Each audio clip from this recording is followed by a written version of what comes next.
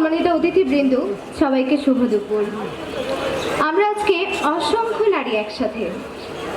একজন নারী হিসেবে আমরা কি জানি আমরা প্রতিনিয়ত ঠিক কোথায় কোথায় সহিংসতার শিকার হচ্ছি, কোথায় কোথায় আমরা প্রতিনিয়ত নির্যাতিত হচ্ছি, কি ভাবে আমরা আমাদের ন্যায্য অধিকার থেকে বঞ্চিত। পুরুষ বা নারী কর্তৃক যে কোনো বয়সের নারীর প্রতি শুধু নারী হওয়ার কারণে যে সহিংস আচরণ করা হয় তাই নারীর প্রতি সহিংসতা।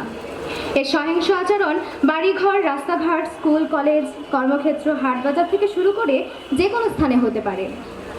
নারীর প্রতি এই সহিংসতা নারীর স্বাধীনতা এবং ক্ষমতায়নের প্রধান প্রতিবন্ধক। নারীরা তার নিজ বাড়িতেও সহিংসতার শিকার হচ্ছে। এসব সহিংসতার মধ্যে রয়েছে খোঁটা দেওয়া, প্রহার, যৌতুক সম্পর্কিত নির্যাতন, শিক্ষা ও সম্পত্তির অধিকারে বঞ্চনা, অত্যাধিক কাজের বোঝা চাপানো, কন্যা সন্তানকে মারধর প্রভৃতি। সমাজে নারীর প্রতি সহিংসতার বহু কারণ রয়েছে। আমাদের সমাজ ব্যবস্থায় বিভিন্ন কাজে নারীকে সর্বদা অপারদর্শী ও দক্ষ হিসেবে বিবেচনা করা হয়। ঘরের বাইরে সামাজিক ও ধর্মীয় আচার অনুষ্ঠান থেকে বঞ্চিত রাখা, যৌতুক, বাল্যবিবাহ, কন্যা সন্তানের জায়গায় পুত্র সন্তানের প্রতি আগ্রহী হয়ে ওঠা প্রভৃতি সামাজিক দৃষ্টিভঙ্গি নারীর প্রতি সহিংসতা বৃদ্ধিতে প্রভাব ফেলেছে। এখনও 2026 সালে এসেও আমাদের সমাজে পুরুষ নারীকে দুর্বল ও অবলা মনে করে।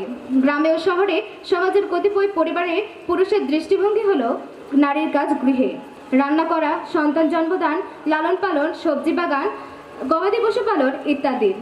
বৃদ্ধতান্ত্রিক অন্যান্য দৃষ্টিভঙ্গি যেমন পুরুষ নারীর চেয়ে শ্রেষ্ঠ।